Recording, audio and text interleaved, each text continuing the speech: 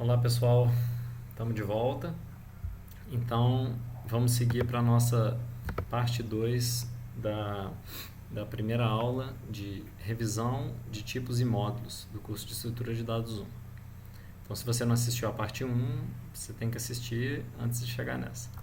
Vamos lá, vou dar um fast forward aqui, pulando tudo. Beleza, tá aqui. Então, a segunda parte, modularização e testes. Lembrando que essa aula ela tem a ideia de lembrar um pouco conceitos básicos de programação e também de organização do código, mas como nem todos podem ter tido alguma experiência com C, C++, que é o nosso foco aqui, e a gente também não está adentrando muito na linguagem, mas eu acho que também vale para qualquer outra linguagem. Essas dicas de agora valem inclusive para Python, qualquer linguagem que você tenha tido. Então é bastante útil. Vamos lá. Então, por que você deveria modularizar?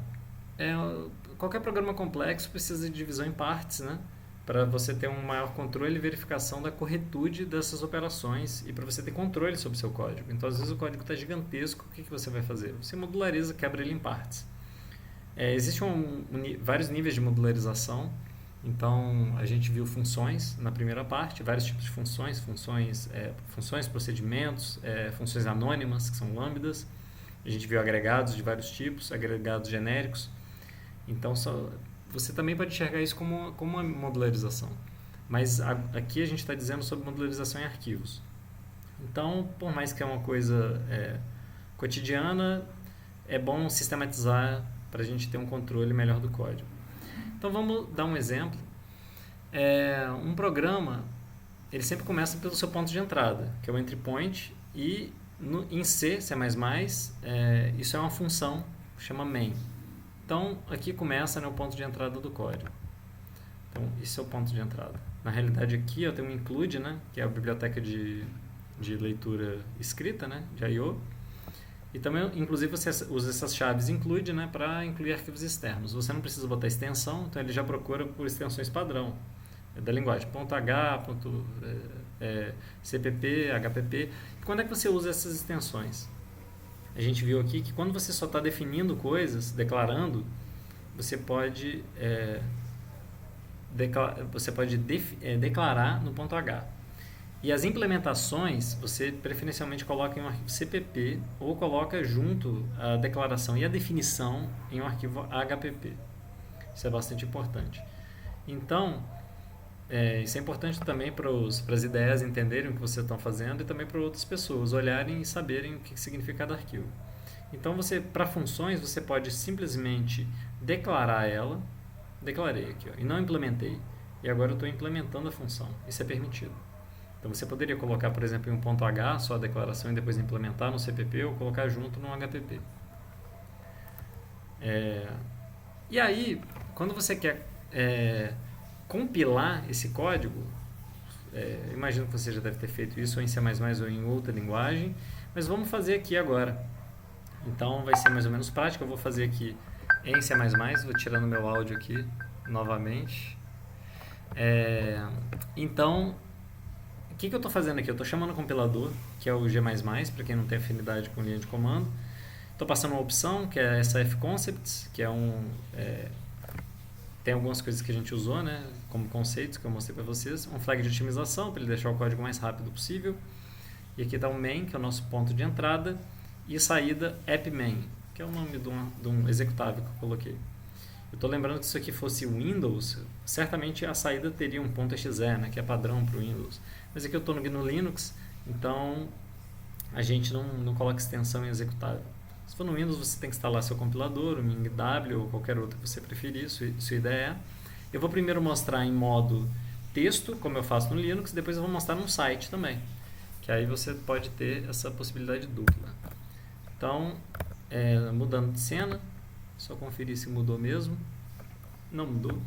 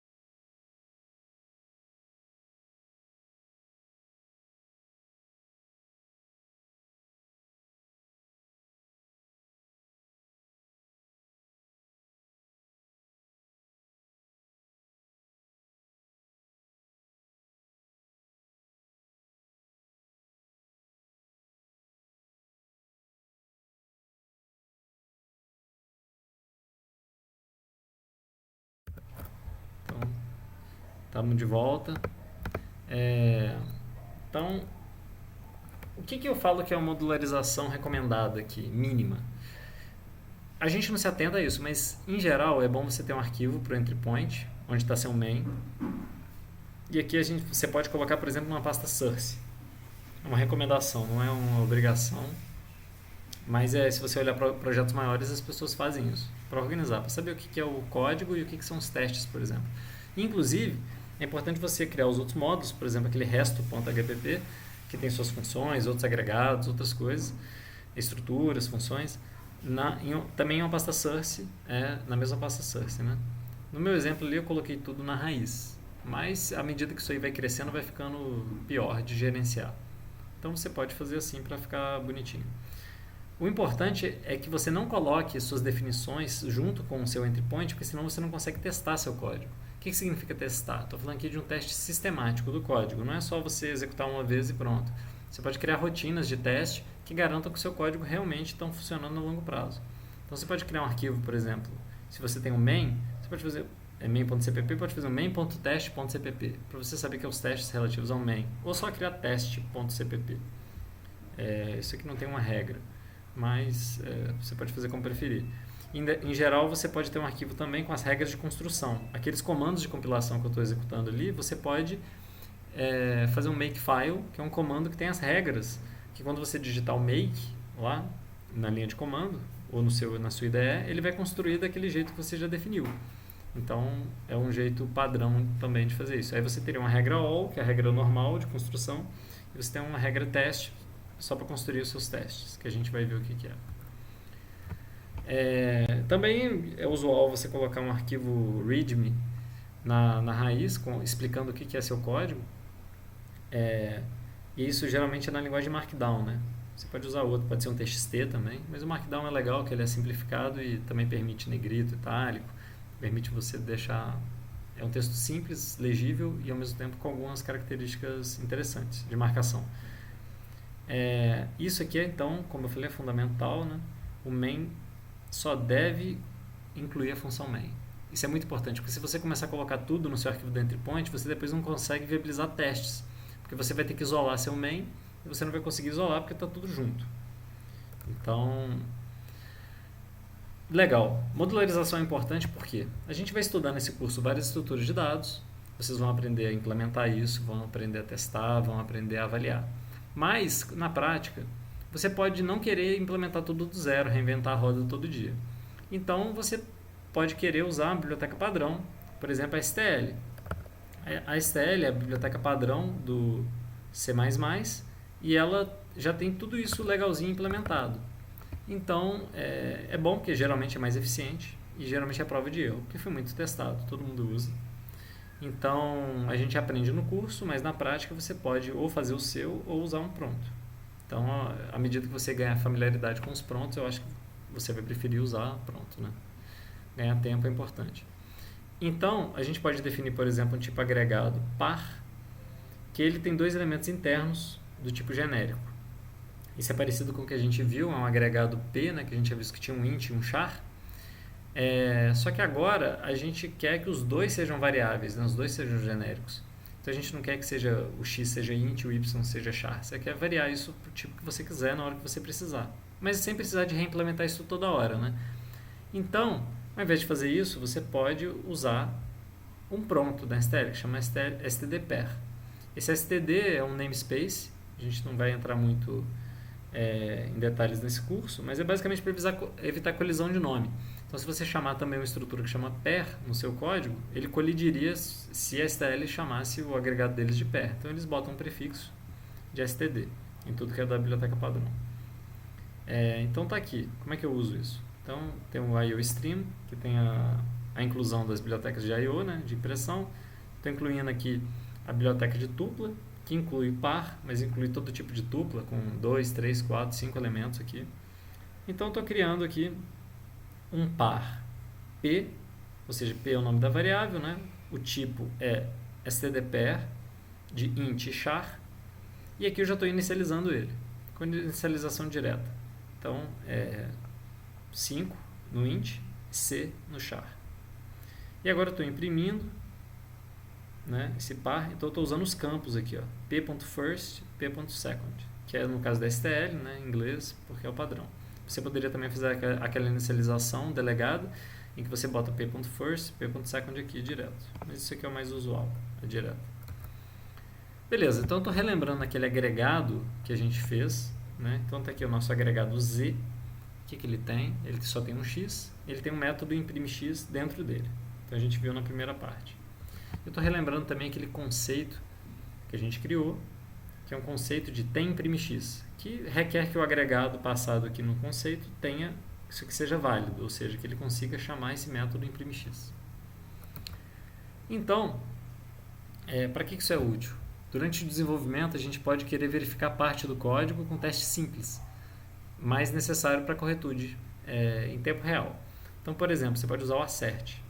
Para usar o assert, você vai ter que dar um include assert.h. E aí você pode fazer uma coisa do tipo: criar uma variável x que é inteira, vale 10, incrementei ela. E o que deveria acontecer? Se esse código está correto, né? Isso aqui tem que passar, ou seja, assert x igual a 11 tem que ser verdadeiro. E o que vai acontecer? Se isso não for verdadeiro na execução, seu código para. Por quê? Porque alguma coisa muito errada aconteceu. Você pode usar isso também naquelas alocações dinâmicas de memória. Você pode dar um assert para garantir, por exemplo, que a memória de fato foi alocada. Porque vai que o sistema operacional ficou sem memória e você acha que... Enfim. Então você pode usar isso para garantir que alguma coisa crítica seja feita. E também você pode verificar coisas em tempo de compilação. Então, por exemplo, você pode verificar conceitos. Você espera que aquele agregado Z que você fez tenha um método, né, imprime_x. Então você pode fazer um assert estático, uma verificação estática de que essa propriedade tem imprime_x, ela vale para o seu agregado Z. Então isso é útil para você verificar coisas, assim, em C++, às vezes as mensagens de erro podem ser muito grandes, então isso aqui pode te ajudar a reduzir o escopo das mensagens de erro e você ter mais controle sobre como desenvolver o seu código. Isso vale também para outras linguagens que têm asserção estática. Enfim, vamos entrar agora naquela questão do teste. Como eu falei para vocês, é útil que você separe seu entry point, o main, do resto. Então, está aqui o resto.hpp. Na verdade, você poderia dividir, inclusive, em outras partes, e não precisava chamar resto, né? Botei um nome genérico. Mas você poderia dar uns nomes mais bonitinhos, né? Para cada um dos seus módulos. Principalmente quando é gigante, né, seu projeto, você vai ter centenas de arquivos. Então, é fundamental dividir isso. E o main, inclusive existem muitos projetos grandes que ainda cometem esse deslize de mesmo tendo muitos módulos, eles não têm um módulo separado para entry point. Isso é muito ruim porque você não consegue testar.